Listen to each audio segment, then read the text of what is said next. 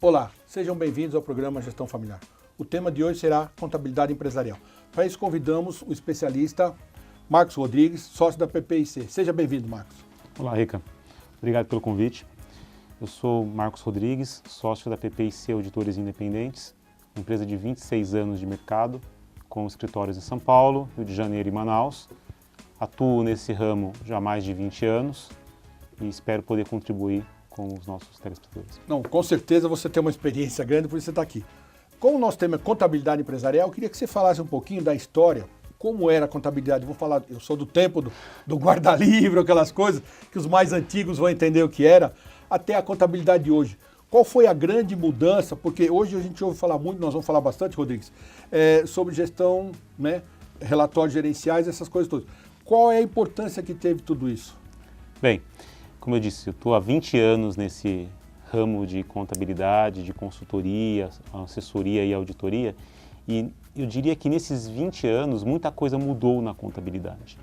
A gente tinha no passado uma figura de um contador muito pragmático, muito voltado para a apuração de impostos. Isso é uma figura que ficou para muita gente. O contador servia para trazer um DARF no final do mês para o empresário pagar o imposto. Bem, isso mudou muito. Tanto que hoje em dia você tem cursos, MBAs, material muito avançado em contabilidade, muita coisa mudou. O Brasil se profissionalizou no ramo contábil, eu diria. Hoje a contabilidade não serve mais para recolher imposto, ela serve para dar para o empresário a informação sobre o seu negócio. Ela serve para uma ferramenta gerencial, para propiciar ao empresário, ao sócio, ao investidor, ao terceiro, uma informação sobre o negócio, sobre a qualidade do negócio e sobre a qualidade da empresa. E como é que a gente consegue enxergar isso? Porque as empresas tradicionais, vamos falar as familiares, são geridas ainda pelo próprio dono, aquelas coisas. Muitos deles, eu posso dizer isso, que alguns eu até conheço, vivem aquela contabilidade antiga e não estão se preparando para esse futuro. Quais são os riscos que eles correm não se adaptando a esse novo modelo, tendo os relatórios gerenciais? E até complemento com mais uma pergunta. Houve um cliente nosso que teve uma morte prematura, né? O filho é médico e a filha psicóloga. Não entendem nada de contabilidade. Aonde a contabilidade pode orientá-los para saber exatamente se a empresa tem muitos débitos, não tem, como fazer? Deixa eu dividir esse assunto em dois assuntos. O primeiro existe uma diferença entre contabilidade gerencial e relatório gerencial. Isso é importante. Contabilidade gerencial, ela é aquela contabilidade que propicia ao administrador, seja ele o dono ou não, avaliar as condições do negócio, avaliar a rentabilidade, o endividamento, o tamanho do patrimônio pelos relatórios contábeis, provindos da contabilidade. Isso é uma contabilidade gerencial. Relatório gerencial, ele é uma gama de relatórios de todas as finalidades e com todas as condições e números. Nós, enquanto profissionais da contabilidade, defendemos fortemente que um relatório, para ele ser confiável, ele tem de derivar de números contábeis. Apenas um relatório que venha da contabilidade tem condições de ser avaliado, e até um termo que eu gosto de usar é auditável, ou seja, você consegue rastrear a qualidade das informações. Isso propicia relatórios confiáveis, que vão ser usados para tomada de decisão. Bem, a contabilidade ela é um grande relatório e ela produz esses relatórios.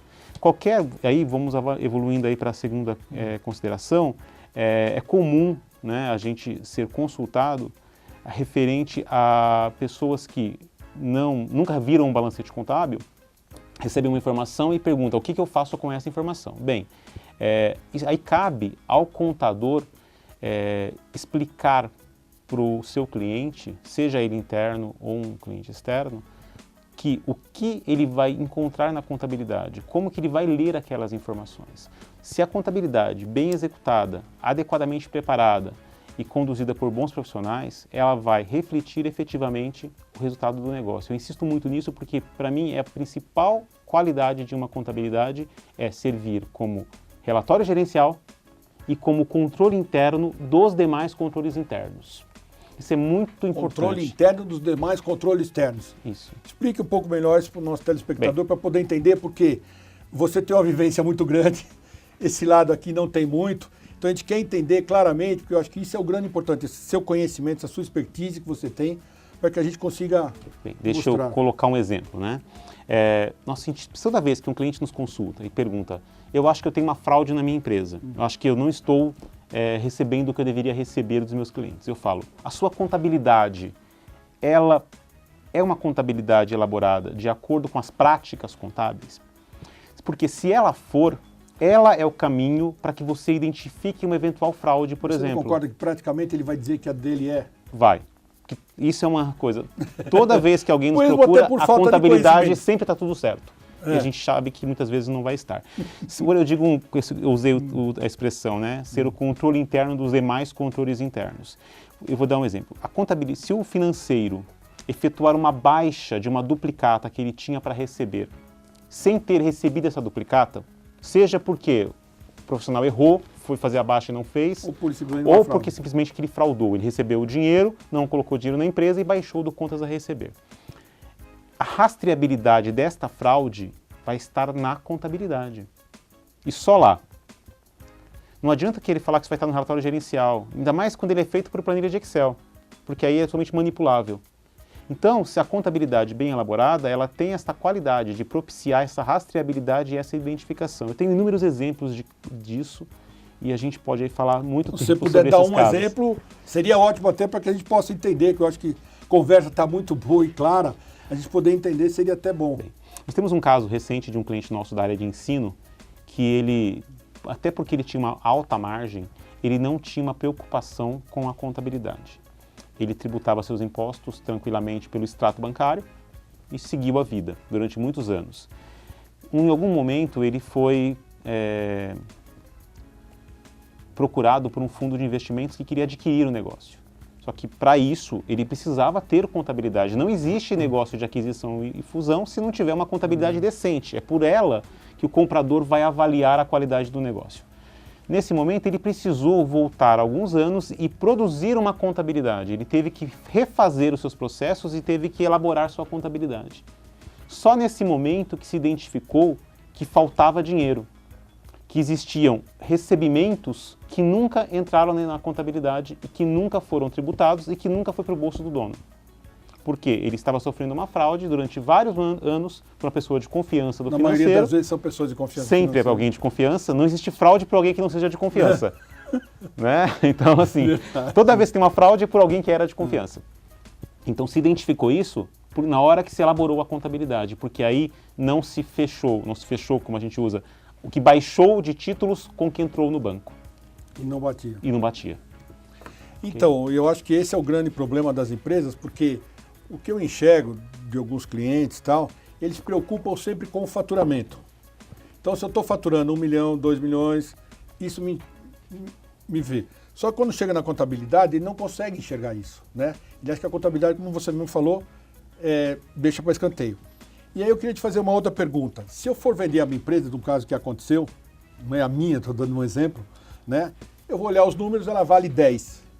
Se eu perguntar para o dono, ele fala, não vendo por menos de 40. Isso.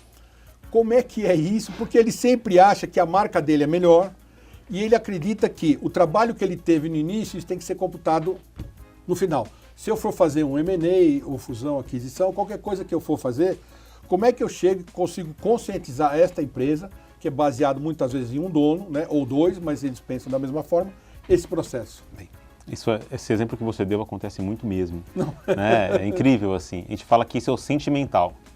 E sentimental não se vende, ninguém paga por isso. Só se paga por dinheiro. Então, é muito comum isso acontecer e sempre que a gente tem essa situação, a primeira coisa que a gente faz é conscientizar o dono de que marca boa é marca que gera dinheiro. Não adianta ter uma marca se ela não me traz bons resultados. Então, qualquer marca, para ter valor, tem que gerar resultados.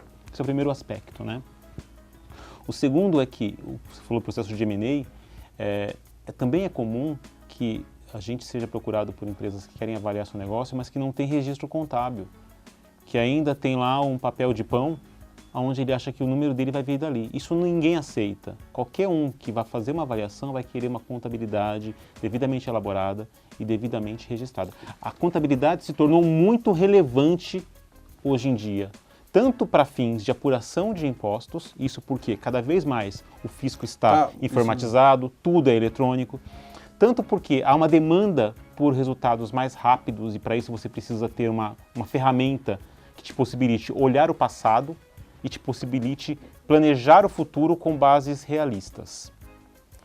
E porque ela tem outras finalidades que não só essas, como, por exemplo, uma discussão de sócios.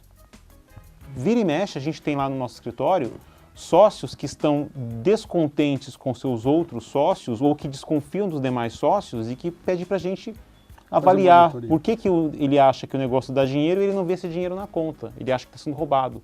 Muitas vezes é que ele não está vendo o resultado efetivo do negócio, ele não sabe para onde está indo o dinheiro dele. E ele só vai ver isso se ele tiver uma contabilidade elaborada decentemente. A contabilidade, então, pelo que eu estou entendendo, ela vai fazer parte da gestão daqui para frente da empresa. Ela vai ter que ser. Mais uma pergunta que a gente ouve, não sei se isso é boato, se não é, mas eu canso de ouvir toda hora e vou aproveitar para matar essa dúvida que muita gente fala. Quando eu for vender a minha empresa, eu pego o meu faturamento, multiplico por 10 e é o que vale a empresa. Eu cansei de ouvir isso, muitos donos de empresas foram vender e falaram assim, eu faturo tanto, vou multiplicar por 10, que nem tinha antigamente. Algumas outras empresas, eu ponho meu custo, eu comprei por 100, multiplico por 3 e assim vai. Isso hoje, eu pergunto, você está rindo, mas é verdade, eu ouço muito isso, eu acho que é importante a gente ter claramente. Por exemplo, o custo hoje a gente sabe que se você não fizer direito, você não vende, o próprio mercado tira fora. Sim. Mas essa história da venda da empresa multiplicada por 10, como é que funciona? Eu sei que não funciona, não é isso? Mas explique direitinho, porque muita gente imagina isso, entendeu? Entendi. Na verdade, não existe, né, como você disse, de multiplicar por 10 o faturamento, por 5 ou por 3. Não sei se você já ouviu isso. Já. Isso é muito comum quando se comercializava mercadinhos, né? Lá atrás. Hoje em dia, e a técnica é chamada isso no mercado de valuation, né, ou avaliação de negócios. Dentre as técnicas existem aí os múltiplos de EBITDAs, como a gente chama, que é uma... Desculpa só te cortar. Explica o que é EBITDA para o nosso telespectador, porque às vezes eles podem não saber o que é. Desculpa te cortar. Desculpa aí, que às vezes eu vou para o termo técnico. Não, eu sei, você já tem um conhecimento muito grande, mas às vezes... É muito comum falar do EBITDA. O que é o EBITDA? Em uma linguagem muito simplista. Ele é o resultado do negócio, ou seja, aquela linha lá embaixo de lucro líquido, que deve estar na sua contabilidade. Com certeza, acho que isso é o mínimo. É, o mínimo. Ajustada por alguns valores que não representam o desembolso de caixa.